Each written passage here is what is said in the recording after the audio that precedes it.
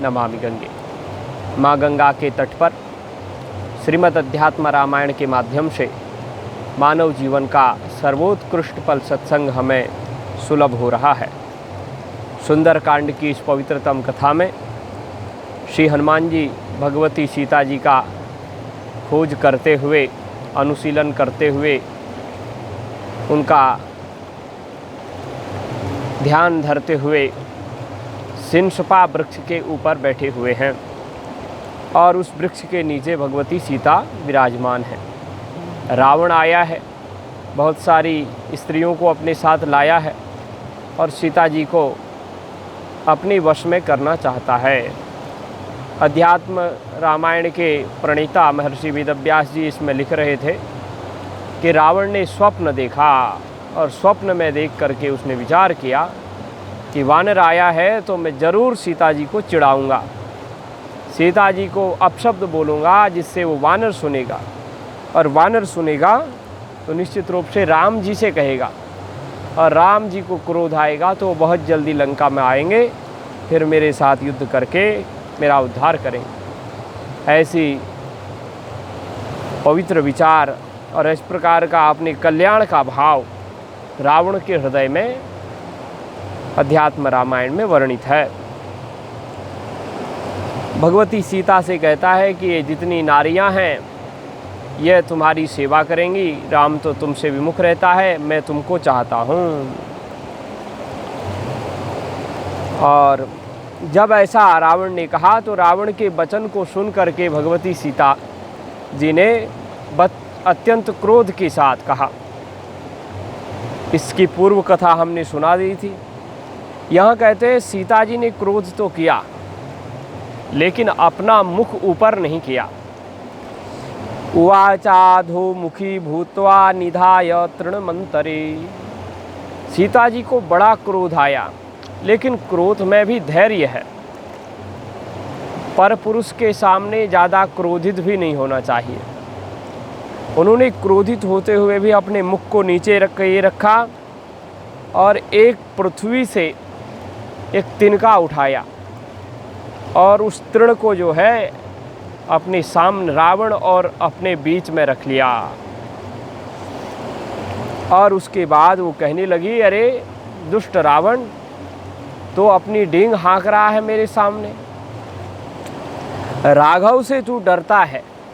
राघवाद बिभ्यता नूनम भिक्षु रूपम त्वया धृतम रहिते राघवाभ्याम त्वम सुनीव हरिरध्वरे। अरे तू कायर है और मेरे सामने ऐसे बकबका रहा है।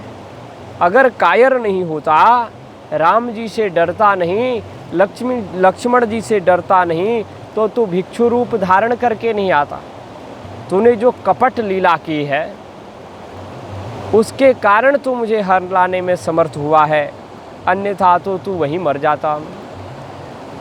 राम लक्ष्मण दोनों के वहाँ न रहने के पश्चात तू कुत्ते की तरह आया, छुप छुप के आया, डर डर के आया और ऐसे तूने मेरा हरण किया जैसे कुत्ता छुप छुप के जाता है। और श्रेष्ठ ब्राह्मण जहाँ यज्ञ करते हैं, ब्राह्मणों के इधर उधर जाने पर छुपके से जाकर वहाँ से हवी उठा लेता है कुत्ता। तो वैसे ही तूने मेरे को भी उठाया। हृतवानसि माम नीचम, तूने मेरा हरण किया है नीच, तूने मेरा हरण किया है, तूने मुझे चोर के लाया है, तू चोर है। तत्फलम प्राप्स्यते चिरात, अब हरण करके चोर के मुझे लाया, इसका फल तुझे भोगना पड़ेगा। यदा राम सराघात विदारित वपुर भवान, तुझे उसी दिन ये फल मिलेगा जिस दिन भगवान श्री राम अपने बाणों से तेरे शरीर को पृथ्वी पर गिरा देंगे। ज्ञायसे मानुषम रामम गमिष्यसि आमांतिकम समुद्रम शोषयित्वा वा शरैर्बद्ध्वाथ वारिधिम। और कहते हैं, भगवती सीता जी कहती हैं, जिस समय भगवान राम की बाण वर्षा से विदीर्ण होकर तो यमलोक को जाएगा, उसी दिन तू गायस्य से अमानुषम रामम, उसी समय तो अमानव राम को जानेगा। ज्ञास्य से अमानुषम रामम, राम जी कौन है? अमानुष हैं जी। राम जी मनुष्य नहीं है, मनुष्य की तो लीला कर रहे हैं, वो तो साक्षात परमात्मा है। तो उसी दिन जानेगा राम जी को, राम जी कौन है, कितने शक्तिशाली हैं। जिस दिन राम जी के बाणों से तू यमलोक चला जाएगा, तो यमांतिकम, यम जी के, यमराज के समीप चला जाएगा। तो कहते हैं राम जी के द्वारा मारे हुए तो यमलोक तो नहीं जाते। राम जी तो कृपा करने वाले हैं। एक ही बाण प्राण हर लीना, दीन जानिते ही निज पद दीना। ये तो निज पद देने वाले हैं। इसलिए भगवती सीता यमांतिक क्यों कह रही है यमराज के पास जाओगे? अरे भगवती सीता जी कह रही है यम नियम के द्वारा, यम नियम होता है ना, अष्टांग योग में सबसे पहला है यम नियम। तो यम नियम के द्वारा जो परम साध्य पद है, उस परम साध्य पद को तुम प्राप्त कर लोगे राम जी की कृपा से, राम जी के बाण से। समुद्रम शोषयित्वा वा शरैर्बद्ध्वात वारिधिम। अरे राक्षसाधम, इसमें संदेह नहीं है, भगवान श्री राम या तो समुद्र को सोख लेंगे बाणों से, या बाणों से जो है उसमें पुल बांध लेंगे। हंतुम त्वाम समरे रामो, लेकिन राम जी तुम्हें समर में, रणभूमि में जरूर मारेंगे। और अकेले नहीं आएंगे, लक्ष्मणेन समन्वितः, भगवान श्री राम और लक्ष्मण में फूट नहीं है, वो दोनों प्रेम के साथ बंधन में रहते हैं, इसलिए वो आएंगे। तुम और तुम्हारी सारे कुल को नष्ट करके जाएंगे। आगमिष्यति असंदेहो द्रक्ष्यसे राक्षसाधमः। अरे राक्षसाधम रावण, राम जी जरूर आएंगे, इसमें संदेह नहीं है, और तुम अपने आँखों से देखोगे। त्वाम सपुत्रम सबलम हत्वा नेष्यते माम पुरम। तुम्हें पुत्र के सहित, पौत्रों के सहित और समस्त सेना के सहित मार करके मुझे अयोध्यापुरी में ले जाएंगे। जब इस प्रकार से रावण ने भगवती सीता जी के वचनों को सुना, ये बड़े कठोर वचन थे, परुषाक्षरम, इनको सुनते ही उसे बड़ा क्रोध आ गया। इतना क्रोध आया कि उसने अपना खड्ग निकाल लिया, म्यान से तलवार निकाल ली, और जानकी जी को ही मारने के लिए हंतुम जनक राजस्य तनयाम ताम्रलोचनः। तांबे की तरह लाल लाल नेत्र करके क्रोध में जनक राजपुत्री भगवती सीता को मारने के लिए चला। जैसे ही गया तो मंदोदरी ने रोक दिया। मंदोदरी क्या कहती है? मंदोदरी निवार्याह पतिम पतिहिते रताः। मंदोदरी जो है पति के हित में रत है जी। उनको लगा कि सीता जी को यदि छू भी लिया तो ये यहीं मर जाएगा, इसलिए अगर सीता जी को प्रहार कर दिया तो इसकी मौत तो यहीं हो जाएगी। पति की मौत नहीं चाहती है, इसलिए पति के हित में रहते हैं। कितना सुंदर वाक्य है, पतिम पति हिते रताः। ये पति के हित में रत रहने वाली है। उन्होंने कहा त्यजेनाम मानुषीम दीनाम दुखिताम कृपणाम कृषाम। मंदोदरी क्या कहती हैं कि अरे ये तो, इसको त्यागो, ये तो मानुषी है, मनुष्य की कन्या है, और दीन है, दुखी है, कृपण है और कृश है, बहुत पतली है। और हम देखो कितना सुंदरी है। और वैसे जो है मानव जो है ना जी, मानव जो योनि है वो राक्षसों के नीचे है। राक्षस योनि को श्रेष्ठ माना गया है मानव से ज़्यादा। मतलब वो श्रेष्ठ इसलिए है, वहाँ भी जो है पाप पुण्य का फल नहीं मिलता, वो होता, उसको सिर्फ भागवत में लिखा है ये सब। राक्षस योनि मानव योनि से बड़ी है, लेकिन मानव योनि क्यों बड़ी है? मानव योनि की भी महिमा है, क्योंकि ये बलि होते हैं, हाँ बलि होते हैं, उनमें उनको उच्च माना गया, लेकिन उनको उच्च माना गया पर वो नष्ट हो जाएंगे। लेकिन मानव जो है उन्नति करेगा, वो अवनति की ओर जाएंगे, लेकिन मानव उन्नति की ओर जाएगा। यही फायदा है। वो भोग योनि है, राक्षस योनि भी एक प्रकार से भोग योनि है। अब मानव से देवता श्रेष्ठ है, भागवत में ही आया है। पर बात यह है, मानव देवता श्रेष्ठ है, पर देवता अपना पुण्य नष्ट करके फिर जो है गिरने वाले हैं। लेकिन मानव पुण्य से आया है, पुण्य कमा रहा है और पुण्य से उच्च लोक को भी जाएगा, और पाप पुण्य से परे होने के बाद इसी जीवन में मुक्त भी हो सकता है। इस कारण से मानव की श्रेष्ठता है। और वैसे तो ये कहती हैं कि हम राक्षस हैं और सीता जी जो है ये तो मानव ही है, बहुत दुबली है, पतली है, इसलिए इसको त्यागो। आपके साथ में, ये मेरे साथ में देवताओं की कन्याएं हैं, गंधर्वों की कन्याएं हैं, नागों की कन्याएं हैं, बहवः संति वरांगना, बहुत सारी सुंदरी है। वरांगना का मतलब है श्रेष्ठ स्त्रियां हैं। और त्वामेव वरयन्ति चेर मद मत्त विलोचनाः, और ये जितनी भी सुंदर सुंदर मनोहारिणी कन्याएं हैं, स्त्रियां हैं, ये सब आपको चाहती हैं, इनका चित्त आप में लगा रहता है, ये आपको वर्ण करना चाहती हैं। और आप इन सबको छोड़ के, हम सबको छोड़ के ये सीता के पीछे पड़े हो, जो आपको चाहती भी नहीं। इसलिए आप तो हमें, हमारी ओर देखो।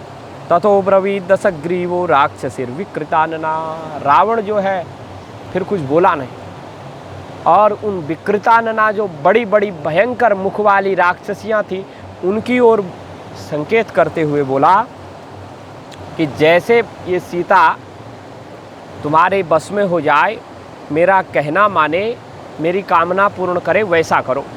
यथा मे वसगा सीता, जैसे मेरे बस में हो जाए, भविष्यति सकामनाम तथा यतध्वम त्वरितम तर्जना तारणादि भी। इनको खूब डांटो, फटकारो, जैसे बने मेरे वश में करो। और 2 महीने का समय दे रहा हूँ। 2 महीने में यदि ये मेरे बस में नहीं हो गई, मेरा कहना इसने नहीं माना, तो तब मैं तुम्हें सुना देता हूँ। द्विमासाभ्यंतरे सीता यदि मे वसगा भवे तदा सर्वसुखोपेता राज्यम भोक्ष्यति सा मया। अगर ये 1 महीने में मेरे बस हो गई तो मेरे साथ जो है ये राज्य की पट्ट महिषी हो जाएगी और मेरे साथ रहेगी। यदि मासा द्वयादूर्ध्वं मच्छय्याम नाभिनंदति, यदि 2 महीने होने के बाद भी इसने मेरी सैया पर आने में अभिनंदन नहीं किया, मेरे सैया पर आने के लिए स्वीकार नहीं किया, स्वीकृति नहीं दी, तो तदा में प्रातरासाय हत्वा कृतमानुषिम, तब तो कहते हैं कि इसको मेरा सवेरे का कलेवा बना देना, जिसको आजकल भाषा में नाश्ता बोलते हैं ना, कलेवा, बाल भोग। तो बाल भोग मैं इसी का करूँगा, ऐसे बोल दिया रावण ने। और उसके बाद कहता है कि यदि तदा में, और ऐसा कहकर के रावण जो है अपने अंतःपुर में चला गया। राक्षसियों से घिरा था और भयंकर वो राक्षसियाँ सीता जी को घेर ली। और तत्रैका जानकी माह यौवनम ते वृथागतम रावणेन समासाद्य सफलम तु भविष्यति। उन राक्षसियों में से एक राक्षसी ने कहा, अरे सीते, तू इतनी सुंदरी है और यौवन संपन्ना है, अपने यौवन को यूं ही नष्ट कर रही है। रावण जैसा हर प्रकार से सुंदर संपन्न व्यक्ति तुमसे याचना कर रहा है, तो तुम स्वीकार क्यों नहीं करती? हम तुम्हें बता रही हैं, ऐसा सुख तुम्हें कहीं नहीं मिलेगा, सारी दुनिया में ऐसा आनंद तुम्हें नहीं मिलेगा और तुम्हारा जन्म सफल हो जाएगा। और कोई कोई कहती है कि अरे जानकी, अगर तुमने कहना नहीं माना तो हम तुम्हें खड्ग से काट डालेंगे, इसलिए तुम हमारा कहना मान लो। और कुछ लोग तो खड्ग लेकर के जानकी जी को मारना चाहती हैं। और अन्या कला कराल वदनाम विदार्यास्यम अभीसवत, और कुछ राक्षसियाँ तो मुंह फाड़ करके आई कि सीते हम तुम्हें खा देंगी। इस प्रकार से कहते एवं ताम भीषयंतीस्ताम राक्षसीर विकृतानना। इस प्रकार से वो विकृतानना बड़ी भयंकर मुख वाली सारी राक्षसियाँ सीता जी को डराती थी। और उन्हीं राक्षसियों के बीच एक वृद्धा राक्षसी थी, त्रिजटा नाम राक्षसी एका, राम चरण कर, राम चरण कर निपुण विवेका। राम चरण रति निपुण विवेका। तो राम जी की परम भक्ता थी, वृद्धा थी। देखो वृद्धा कहा, वृद्धा का मतलब है भक्ति वृद्धा, ज्ञान वृद्धा, तप वृद्धा, जप वृद्धा, स्वाध्याय वृद्धा। तो ऐसे वृद्धा माने वृद्ध माने श्रेष्ठ थी वो। वैराग्य वृद्धा और त्रिजटा थी जी, मतलब भक्ति ज्ञान वैराग्य की 3 जटाएं धारण करने वाली थी, ऐसी त्रिजटा थी। निवार्य त्रिजटा वृद्धा राक्षसीर वाक्यम अब्रवीत। त्रिजटा ने राक्षसियों को कहा अरे सीता जी को मत सताओ। और ये समस्त राक्षसियों की मुखिया थी त्रिजटा। वृद्धा का मतलब मुखिया भी है, तो मुखिया थी, इसलिए सभी राक्षसियाँ जो है मतलब सीता जी को सता रही थी तो सताना बंद कर दिया। और उन त्रिजटा ने कहा शृणुध्वम दुष्ट राक्षस्यो मदवाक्यम वो हितम भवे। अरे राक्षसियों तुम मेरा वचन सुनो जिससे तुम्हारा हित होने वाला है। न भीषयध्वम रुदतिम नमस्कृत जानकीम इदानीमेव मे स्वप्ने रामः कमललोचनः। अरे राक्षसियों तुम रोती बिलखती हुई डरती हुई सीता जी को डराओ मत, फटकारो मत, बल्कि उन्हें नमस्कार करो। नमस्कृत जानकी, जानकी जी को नमस्कार करो, क्योंकि मैंने आज एक बड़ा भयंकर स्वप्न देखा है। जिस स्वप्न का स्वप्न फल है कि लंका का विनाश हो जाएगा, रावण नष्ट हो जाएगा और कमल लोचन भगवान श्री राम ऐरावत नाम के शुभ्र हाथी पर, सफ़ेद हाथी पर लक्ष्मण जी के साथ में आए हैं और लंकापुरी को जलाकर रावण को मार करके जानकी जी को अपनी गोदी में बैठा करके स्थितो दृष्टो गमूर्ध्वनि, और गोद में बिठा करके पर्वत शिखर पर बैठे हुए हैं, पर्वत शिखर पर बैठे हुए हैं। और कहते हैं कि उसी प्रकार रावण जो है गधे में बैठा है। रावणो गोमय हृदय, रावण किस में बैठा है? तो कहते हैं रावण तो जो है गधे में बैठा हुआ है और गोमय गोबर के कुंड में डुबकी लगा रहा है। गोमय हृदय मने गोबर का कुंड, गोबर के कुंड में डुबकी लगा रहा है। कभी कभी जो है तेल के कुंड में दिगंबर होकर के माने वस्त्र रहित होकर के नंगा धड़ंग पड़ा हुआ है। और इसके सारे पुत्र पौत्र सब मारे जा चुके हैं। कृत्वा वदन मालिका, और इसका जो है विभीषण जो है अत्यंत प्रसन्न है। विभीषण जी से भगवान श्री राम की मित्रता हो चुकी है। ये तो रावण तो नंग धड़ंग पड़ चुका है।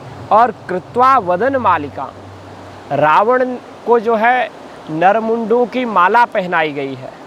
मतलब सारे राक्षस मर गए हैं, उनकी माला जो है रावण को पहना दी गई है। पर विभीषण जी तो अत्यंत प्रसन्न है। विभीषणस्तु रामस्य सन्निधौ हृष्ट मानसः। श्री विभीषण जी अत्यंत प्रसन्न हैं और श्री राम जी की सन्निधि में हैं। राम जी की सेवा कर रहे हैं। सेवाम करोति रामस्य पादयोर भक्ति संयुता सर्वथा रावणम रामो हत्वा संकुल सकुल मंजसा। इससे निश्चय होता है कि श्री रघुनाथ जी की भक्ति में सेवा कर रहे हैं। अति भक्ति पूर्वक श्री राम जी के चरण वंदन कर रहे हैं, चरण सेवा कर रहे हैं। सेवाम करोति रामस्य पादयोर भक्ति संयुता, भक्ति युक्त होकर के, भक्ति मनस्क होकर के। और सर्वदा रावणम रामो, और रावण को तो राम जी सर्वदा माने सर्वकाल में, सर्वदेश में, सर्वकाल में जैसे भी बनेगा, रावण को कुल समहित अंजसा मने अनायासे नष्ट करेंगे। और विभीषण को विभीषणायाधिपत्यम दत्वा सीताम शुभानना, और विभीषण को लंका का राज्य श्री राम सौंप करके शुभानना, पवित्र मुख वाली, मंगल मई दर्शन वाली भगवती सीता जी को अंके निधाय राम जी ने गोदी में उठाया है। स्वपुरीम गमिष्यति न संशयः, राम जी अपने नगर को जाएंगे, जैसा मैंने स्वप्न देखा है उसी के अनुसार राम जी जाएंगे, इसमें संदेह नहीं है। त्रिजटा के वचनों को सुनकर के समस्त राक्षसियाँ अत्यंत भयभीत हो गई। तूष्णी मानसा, कुछ लोग तो मौन हो गई, और कुछ लोग अत्यंत भयभीत हो गई, और कुछ लोग तो निद्राधीन हो गई। मतलब डर के मारे ऐसा लगा कि उन्होंने सोचा आप सीता जी को प्रणाम करके जाती हैं यहाँ से, और वहाँ से चल कर के सो गई। और तर्जिता राक्षसी भी सा सीता भीता तिविह्वला त्रातारम नादिगच्छन्ति दुखे न परिमूर्छिता। अब भगवती सीता जी तो डर गई थी, इसलिए अत्यंत भयभीत होकर के उन्होंने देखा कि कोई रक्षक दिखाई नहीं दे रहा है। आज तो त्रिजटा ने बचा लिया, लेकिन रावण इनको फिर आदेश देगा, ये फिर मेरे विपरीत ही कार्य करेंगी। तो भगवती सीता तो मूर्छित हो गई दुख के कारण। अश्रु भी पूर्ण नयना चिंतयंती दमब्रवीत, नेत्रों से अश्रु बिंदु झर रहे हैं भगवती सीता के, और चिंतन करती हुई इस प्रकार बोली, प्रभाते भक्षयिष्यन्ति राक्षस्यो माम न संशयः, कल प्रातःकाल राक्षसियाँ मुझे खा जाएंगी, इसमें संशय नहीं है। इदानीमेव मरणम केनोपायेन मे भवे, इसलिए कहती है कि इस समय ही मेरा मरण हो जाए तो अच्छा है, लेकिन मरण होगा कैसे, किस उपाय से होगा। एवं सुदुःखेन परिप्लुता सा विमुक्त कंठम रुदति चिरायम आलम्ब्य शाखम कृत निश्चयामृतो न जानती किंचिद उपाय मंगना। इस प्रकार से भगवती सीता जी अत्यंत दुख के सागर में आप्लावित हो रही हैं। बहुत दुख है, विमुक्त कंठ हो गई है, रोते रोते जो है कंठ रुंध गया है। रोते रोते ऐसा होता है कंठ से आवाज़ नहीं निकलती है। बहुत देर तक रोई हैं। और आलम्ब्य शाखा कृत निश्चयामृतो, कहते हैं कि कल्याणी सीता जी ने जो है वृक्ष के शाखा का आश्रय लिया है। न जानती, और यही सोचती है कि अब कैसे होगा, कोई उपाय ही नहीं मिल रहा था सीता जी को मरने का। मरना तो चाहती है। श्री महादेव जी कहते हैं, उद्बंधनेन वा मोक्षे शरीरम राघवम विना जीवितेन फलम किम स्यान् मम रक्षोदि मध्यतः। हे पार्वती जी, इस प्रकार से रोती रोती भगवती सीता जी सोचने लगी, अच्छा तो मैं फांसी लगा लूँ, फांसी लगा लूँ, मेरे जीने से क्या फ़ायदा है, अपना शरीर को मैं क्यों ना छोड़ दूँ। दीर्घा वेणी, मेरी जो वेणी है बहुत लंबी है, जो बाल की वेणी है ना जी, दीर्घावीणी ममात्यर्थम अनुबंधाय भविष्यति एवं निश्चित बुद्धिम ताम मरणायास जानकीम। इसलिए ऐसे सोचने लगी कि शाखा में, वृक्ष की शाखा में अपनी जटा को लपेट करके जो है गले में लपेट लूँ, फिर वृक्ष में टांग दूँ और फिर मर जाऊँ। लेकिन विलोक्य हनुमान किंचित विचार ये तदभासत शनै शनै सूक्ष्म रूपो जानक्या श्रोत्रगम वचः। जब सीता जी ने ऐसा मरने का पूरा विचार कर लिया, रामचरितमानस में तो त्रिजटा से अग्नि मांगती हैं कि अग्नि दे दो, विष दे दो, मुझे मरने का कुछ उपाय बता दो। लेकिन वो समझा जाती हैं और बोलती है कि ऐसा कोई उपाय नहीं है। लेकिन यहाँ एक खुद ही विचार करने लग गई। अब हनुमान जी ने सोचा कि अब क्या किया जाए, ये तो मेरे देखते देखते अगर वेणी से अपने फांसी लगा ली तो फिर तो बहुत गड़बड़ हो जाएगा। देखो आजकल के बच्चे भी जब हताश होते हैं तो क्या करते हैं, आत्महत्या कर देते हैं, फांसी लगा लेते हैं, फांसी के फंदे पर चढ़ जाते हैं। अगर फांसी के फंदे से छुड़ाने वाली कोई औषधि है तो राम कथा है।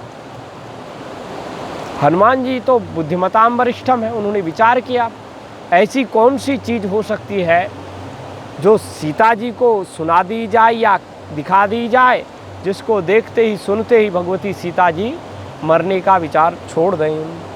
हनुमान जी ने विचार किया। विचार करने के बाद हनुमान जी सूक्ष्म रूपधारी होकर के, सूक्ष्म रूपधारी तो हैं ही, शनै शनै सूक्ष्म रूपो जानक्या श्रोत्रगम वचः।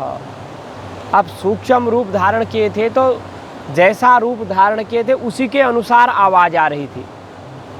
देखो हमारा शरीर है ना बड़ा है तो हमारी आवाज़ भी बड़ी है।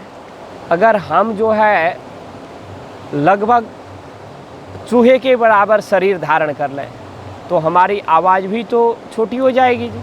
तो शनै शनै बोले, धीरे धीरे बोले और राम कथा सुनाने लगे। इक्ष्वाकु वंश संभूतो राजा दशरथो महान अयोध्याधिपतिस्तस्य चत्वारो लोक विश्रुता। श्री हनुमान जी ने कथा सुनाई कि बोले इक्ष्वाकु नाम का एक वंश है। इक्ष्वाकु वंश में बड़े बड़े वीर राजा उत्पन्न हुए और उन्हीं वीर राजाओं में परम धर्मात्मा महान ज्ञानी महाराज दशरथ का जन्म हुआ। महान दशरथ हुए राजा और ये सब अयोध्या के अधिपति थे। और अयोध्या के अधिपति राजा महाराज दशरथ थे। उन महाराज दशरथ के यहाँ 4 पुत्र उत्पन्न हुए और चारों पुत्र संपूर्ण त्रिलोकी में प्रसिद्ध हैं। लोक विश्रुताः, उनकी कीर्ति फैली हुई है। पुत्रा देव समा सर्वे, सारे पुत्र देवता के समान हैं। लक्षणैरुपलक्षिताः, हर प्रकार से लक्षणों से वो देवताओं जैसे लगते हैं। रामश्च लक्ष्मणश्चैव भरतश्चैव शत्रुघ्ना, लक्ष्मणश्चैव शत्रुहा, और सभी कैसे लगते हैं, बोले देवताओं के समान लगते हैं, जैसे स्वर्ग के देवता ही 4 रूप में आ गए हों। चारों के नाम है राम लक्ष्मण भरत शत्रुघ्न। राम है जो आनंद की समुद्र है और जिनके आनंद समुद्र की एक बिंदु पाकर के समस्त विश्व ब्रह्मांड परितृप्त हो जाता है। लक्ष्मण जो है साक्षात शेष हैं जो पृथ्वी को धारण करते हैं। भरत जी भक्ति के माध्यम से समस्त विश्व का पोषण करते हैं। शत्रुघ्न काम क्रोध लोभ मोह मद मात्सर्य जो बड़े बड़े शत्रु देह में स्थित हैं उनको नष्ट करने वाले हैं। तो ज्येष्ठो रामः पितुर्वाक्यात्, ये 4 भाई हैं, माता पिता का कहने मानने वाले हैं। तो इनमें जो श्रेष्ठ हैं, ज्येष्ठ हैं, वो है भगवान श्री राम। वो अपने पिताजी के वाक्य से, पिताजी की आज्ञा से दंडकारण्य नाम के वन में आ गए थे। और अकेले नहीं आए, अपने भाई लक्ष्मण जी को भी साथ लाए, अपनी धर्म पत्नी भगवती सीता जी को भी साथ लाए, क्योंकि ये भगवान श्री राम के बिना रह नहीं सकते, इसलिए राम जी के साथ ही आ गए। और दंडकारण्य वन में श्री राम ने गोमती के तीर पर, जिसको गोदावरी भी कहते हैं, वहाँ पंचवटी नामक स्थान पर निवास किया। तत्र नीता महाभागा सीता जनकनंदनी। वहाँ जनकनंदनी सीता जी भी बड़े आनंद से रहती थी। लेकिन एक दिन दुष्ट रावण भगवती सीता जी को छल कपट के द्वारा हरण करना चाहता था। तो इसलिए उसने जो है एक मृग को मारीच को मृग का रूप धारण करके वहाँ भेजा। सीता जी उस मृग को पाना चाहती थी, राम जी से कहा, राम जी उसके पीछे गए। उसने कपट करके लक्ष्मण जी को पुकारा उस मृग ने, और फिर सीता जी ने लक्ष्मण जी को जब भेज दिया राम जी की सहायता के लिए, तो सीता जी अकेली रह गई। और दुरात्मा रावण ने अकेली सीता जी का छल पूर्वक हरण कर लिया। ततो रामोति दुखार्तो मार्गमाणोत जानकी। सीता जी तो लंका में रावण ले आया, लेकिन राम जी सीता जी के वियोग में बहुत दुखी थे। जटायु ने सीता जी को बचाने का प्रयास किया था, अंत में रावण ने उसको भी मार दिया था।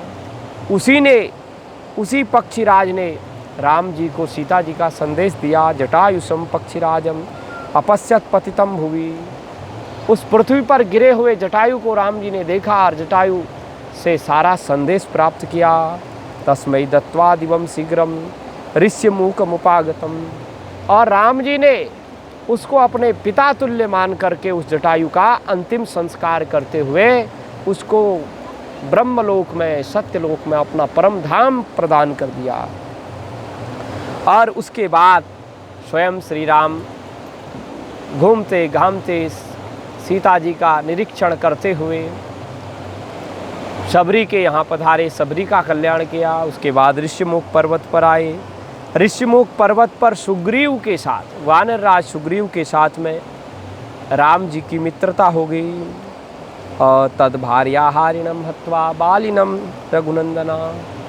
सुग्रीव की भार्या का हरण बाली ने किया था, इसलिए रघुनाथ ने बाली का वध करके सुग्रीव को बाली का राज्य और बाली की पत्नी प्रदान की और सुग्रीव से मित्रता कर ली। उसके पश्चात चातुर्मास्य में विश्राम करके सुग्रीव ने राम जी की सेवा के लिए, सीता जी के निरीक्षण के लिए, खोज के लिए चारों दिशाओं में वानर सेना को भेजा है। सीतायास्तत्र चैकोहम सुग्रीव सचिवो हरिहि। और उन्हीं में से एक मैं भी वानर हूँ जो दक्षिण वाले दल में आया था और जटायु के ही बड़े भाई संपाति के द्वारा समाचार मिलने पर मैं यहाँ आ गया हूँ। मैं सुग्रीव का सचिव हूँ। संपाति वचनात् शीघ्रम। संपाति के वचन से उल्लंघ्य शतयोजनम। हमने शतयोजन समुद्र का लंघन किया है। समुद्रम नगरीम लंका विष्णु वन जानकीम सुहाम। समुद्र की नगरी जो लंका है उसमें मैंने सीता जी को खोज लिया है। सनई सनई में इस अशोक वाटिका में आया हूँ। सिंसपा वृक्ष के नीचे मैंने सीता जी को देखा और यह भी देखा कि किस प्रकार से रावण ने सीता जी को फटकारा, डराया और कैसे राक्षसियाँ उनको पीड़ित करती हैं। अद्राक्षम जानकी मत्र सोचंतिम दुख संप्लुता। अभी मैं अत्यंत दुख से संप्लावित शोक करती हुई अशोक वृक्ष के नीचे अशोक वाटिका में सीता जी का दर्शन कर रहा हूँ। रामस्य महिषीम देवीम कृतकृत्यो हमागतः। राम जी की जो पट्ट महिषी सीता जी हैं उनको देख करके आज मैं कृतकृत्य हो गया, मेरा जीवन धन्य हो गया और मेरी यात्रा सफल हो गई। ऐसा कहते हुए हनुमान जी जो परम बुद्धिमान है, मारुति बुद्धिमत्तरः, हनुमान जी के लिए आया है, ये बुद्धिमत्तर है माने बुद्धिमानों में श्रेष्ठ है। ऐसा इस प्रकार कथा सुनाकर हनुमान जी मौन हो गए। सीताक्रमेण तत्सर्वं रामचंद्र गुण बरने लागा, सुनतहु सीता कर दुख भागा। सुनते ही भगवती सीता जी का समस्त दुख भाग गया। तो सीता जी को जो राम जी हनुमान जी ने कथा सुनाई वो संक्षेप में भले ही सुनाई, लेकिन क्रम ढंग से सुनाई। जैसे जैसे हुआ था वैसे वैसे हनुमान जी ने सुना दिया। अब जब हनुमान जी ने सुना दिया, इसका मतलब क्या है जी? प्रथम कथावाचक तो श्री हनुमान जी हो गए। अभी वाल्मीकि जी ने भी कथा लिखी नहीं, जो लवकुश हैं वो भी बाद में कथा सुनाएंगे। लेकिन हनुमान जी ने आज पहली बार राम जी की पूरी कथा, आप थोड़ी थोड़ी तो सब चर्चा करते हैं, अयोध्या में भी सब चर्चा करते थे, बाल लीलाओं को श्रवण करते थे, जगह जगह राम जी की कथाएं तो होती रहती हैं, लेकिन पूरी लीला आज श्री हनुमान जी ने सुनाई है।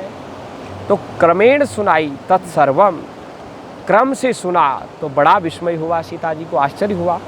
किमिदम में श्रुतम व्योमनि वायुना समुदीरितम, मैंने आकाश से ये क्या सुना, कौन सा शब्द सुना, और क्या वायु का उच्चारण किया हुआ शब्द है?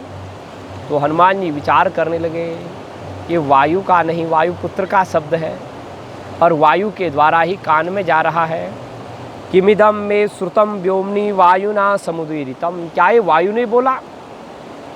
अब कहती हैं स्वप्नोवा में मनोभ्रांति, क्या मैं स्वप्न देख रही हूँ या ये मन, मेरे मन की भ्रांति है? यदिर्वा सत्यमेव तत्, क्या ये सत्य है?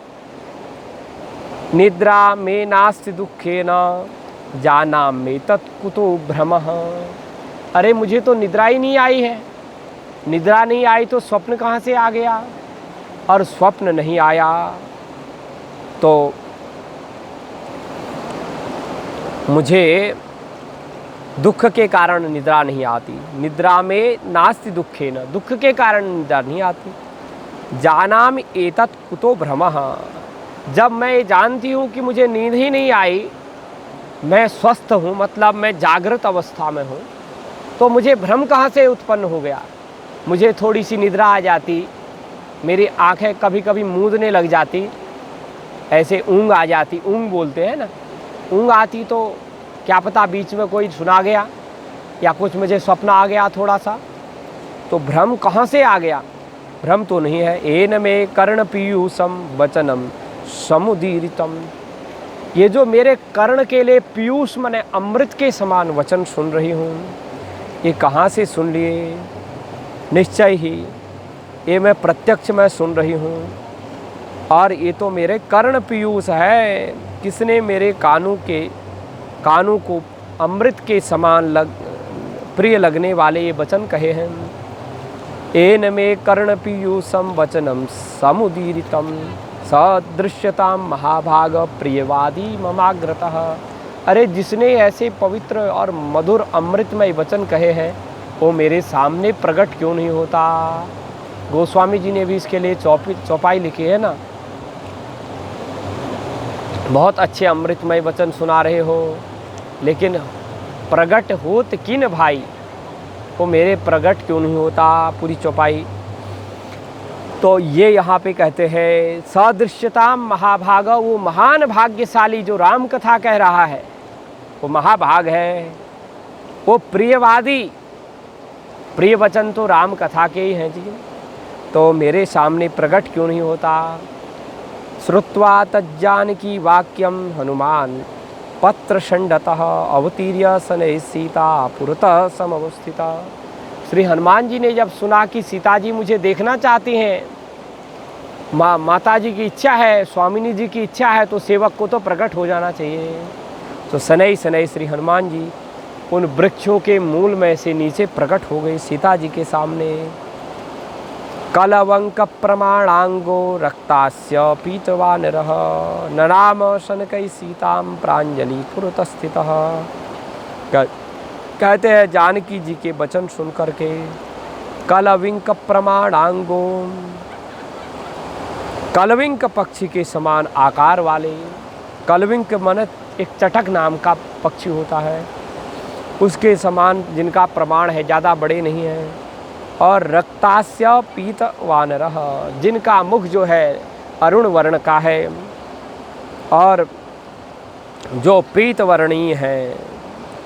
पीतवर्णी जो हनुमान जी हैं वो सनई सनई सीता जी के सामने प्रकट होकर के हाथ जोड़ करके सिर झुका करके प्रणाम करने लगे।